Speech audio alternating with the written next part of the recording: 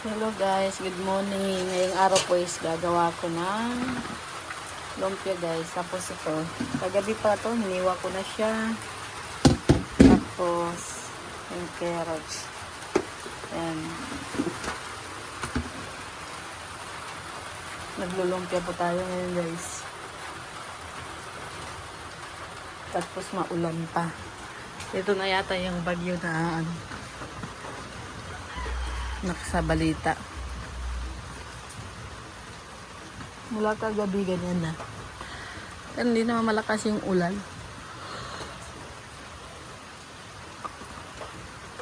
Ano lang siya, ambon-ambon lang. Bibisan na natin guys yung bawang. Siyempre lalagyan natin ng sili ito para masarap. Masarap kasi yung lumpia na medyo maanghang. No? 2 sili lang naman.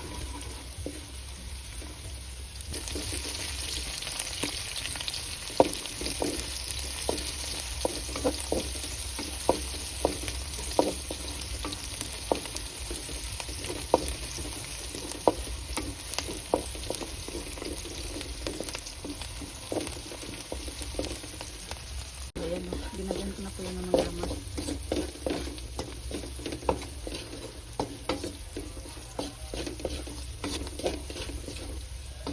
Isa na lang natin kung ito tapos saka natin lalagay yung manok. Sabi ko na hindi nakagawa nito ha. Ayan, lagay na natin ang manok. Sabi ko na rin pala hindi nakagawa ng lumpia.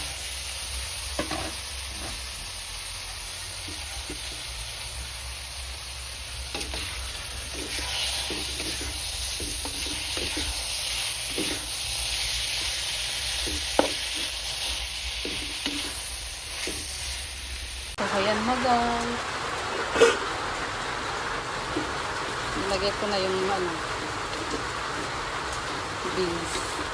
Green beans.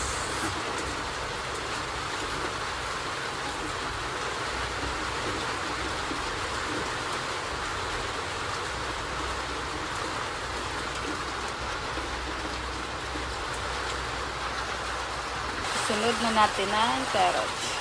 Nagtubig siya guys kasi yung manok matubig. Hindi ko napatuyo.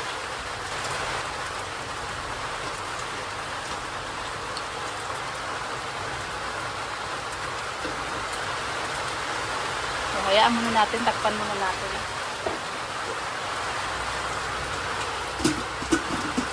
Ang daming gulay guys. Natabunan yung manok.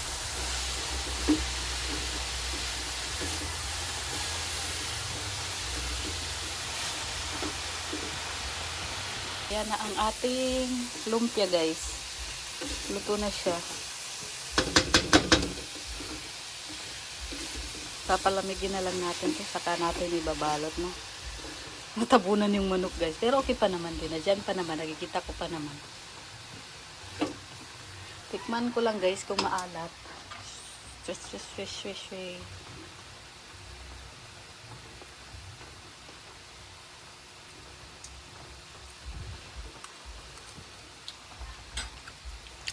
Tama lang. Pangit kasing maalat na lumpia. Hindi happy kainin pag maalat. Hindi na baling manghang, wag lang maalat.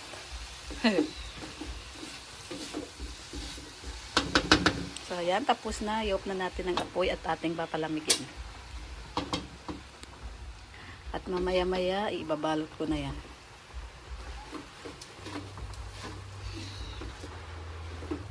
So, ayan na po ang lumpia ang ating nagawa ngayong araw. Tingnan niyo po. Ano to nasa 65. Oo, 65 siya. 65 piraso, di ba? Lalaki pa din yan. Kasi malalaki yung tapos maraming nagawang ano ba tawag ito yung gulay. Yung lumpia, yung mga gulay maraming nagawa kaya pinalaki ko na lang yung balat guys. Siyempre, magpaprito tayo para sa ating almusal, guys. Ayan.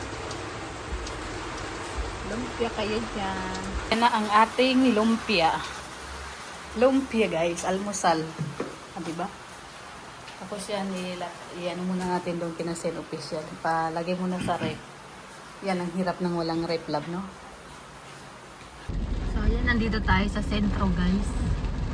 At tayo may aasikasuhin ngayong araw. Buti na lang, guys, nasa amin ang isang sasakyan ni Redsen. Nako, kung wala, di kami makagalaw ni Jello Mags, guys, sa ganitong ulan. Mula kagabi pa, kaya thank you sa sasakyan ni Redsen, eh. Ayan. Dito tayo, may ukay-ukay, oh. Nako, mga marites, nasa na mag-ukay-ukay tayo. Dito tayo sa malapit sa Jollibee. Grabe ang ulan, malakas pati. Hindi siya yung talagang as in ambon lang, malakas na ulan. Ayan guys, nandito na tayo sa bahay. Wala pa rin tigil yung ulan. So, ito po namili po tayo, no? Ito po ay para bukas kasi mamaya po darating yung bisita ni Jello Mags, no? May mag-asawa po yung darating dito. So, bumili po tayo na mga lulutuin namin bukas. At syempre, yung ulam mamaya. Yan, tignan yung kalat to, di ba? Yung naglinis ka ng 2 araw, pero pag uwi mo, ganito pa rin. Aray ko, Jello. Paldo sa nagutom. Paldo sa dumi ng bahay, Jello. Pambihira. Tignan nyo naman. So bukas magbulalo na lang tayo, no? Bulalo. So siyempre nag-ano na lang kami. Nag-drive-thru na lang kasi sobrang gutom na at lakas ng ulan, guys.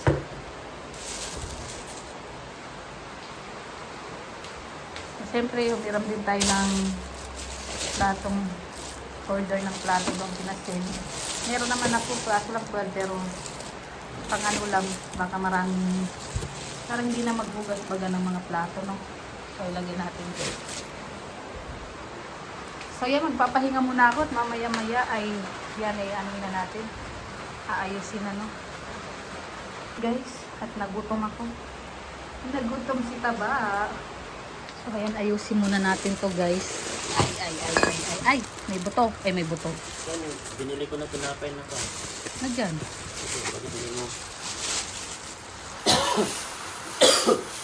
Ito is papaitan, guys. Mamaya pa yan hiwain ni Jello Mags.